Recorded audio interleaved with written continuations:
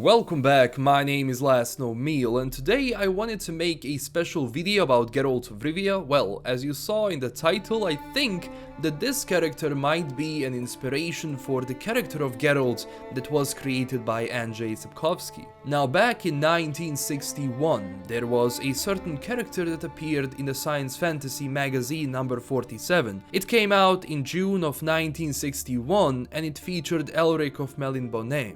He was created by Michael Moorcock and he is a protagonist of the sword and sorcery stories taking place on a different version of Earth. Now, I did know about Elric when I was a kid because we had a couple of issues from that magazine in our city, since after the war there was a lot of things that kind of found its way into Bosnia, same as I have the #1 issue of Dylan Dog. If you've been reading that comic, you know who he is.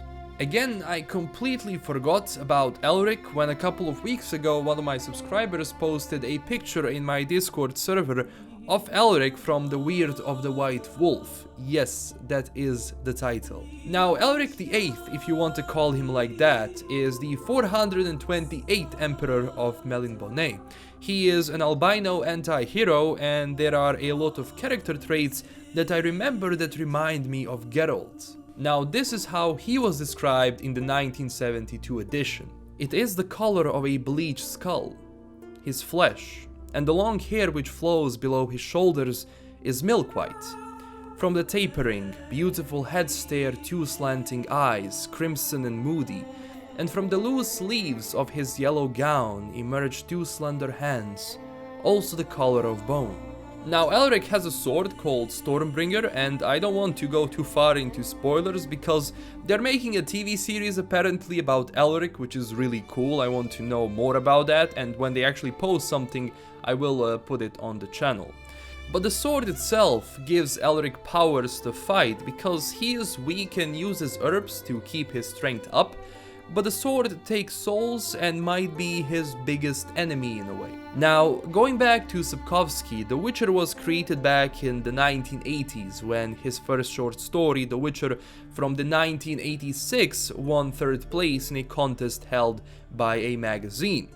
We also know that Sapwkowski likes to read a lot of fantasy, and he mentioned a while ago, I'm an avid reader of science fiction and fantasy, and I realize how many books people from my competitors or colleagues are able to produce a year. So in a sense, you can't say that Elric wasn't one part of that inspiration. There are many things about this character and the way he looks and the White Wolf that you kind of think maybe Geralt is inspired by him.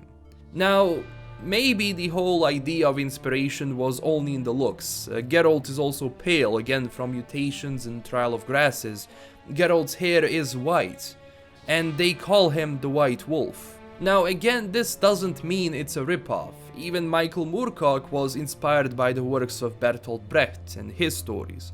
And Sapwkowski, even though might have been inspired by Elric, certainly created, something different, because the world of Sapwkowski, the Witcher world, is a lot different. And Geralt, in a sense, doesn't share any specific personality traits with Elric.